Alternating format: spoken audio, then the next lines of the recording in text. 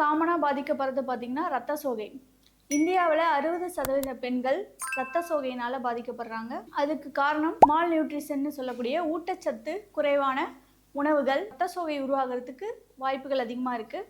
இதுக்கு deworm medicines, அதாவது புழுக்களை அகற்றக்கூடிய மருந்துகளை எடுக்கிறது மூலமாக இந்த குடல் புழுக்களை நம்ம நீக்கி அதன் மூலமாக அவங்களுக்கு ட்ரீட்மெண்ட் கொடுக்க ஸ்டார்ட் பண்ணலாம். அதே போல் ரத்த சோகைக்கு சித்த மருத்துவத்தில் அயச்சந்திரம், அயப்பட்பம் மற்றும் கரிசாலை சூர்ணம், கீழாநெல்லி இந்த மாதிரியான முக்கியமான மருந்துகளாக இருக்குது. இதெல்லாம் எடுத்துகிட்டு வரும்போது அவங்களுக்கு ஹீமோகுளோபின் லெவல் இன்க்ரீஸ் ஆகும். காய்கறி, கீரைகள், பழங்கள் இதெல்லாம் தொடர்ச்சியாக எடுத்துகிட்டு வரும்போது அவங்களுக்கு வைட்டமின் சி மற்றும் வைட்டமின் B12 இதெல்லாம் கிடைக்கும். ஸோ அவங்களோட வைட்டமின் லெவலை பிளட்டில் செக் பண்ணிவிட்டு அது குறைவாக இருக்கா இல்லையா அப்படின்னு பார்த்துட்டு அதுக்கான மெடிசன்ஸ் மற்றும் உணவு முறை மாற்றத்துகளை கொண்டு வரது மூலமாக நம்ம இந்த ரத்த சோகையை சரி பண்ணிக்கலாம்.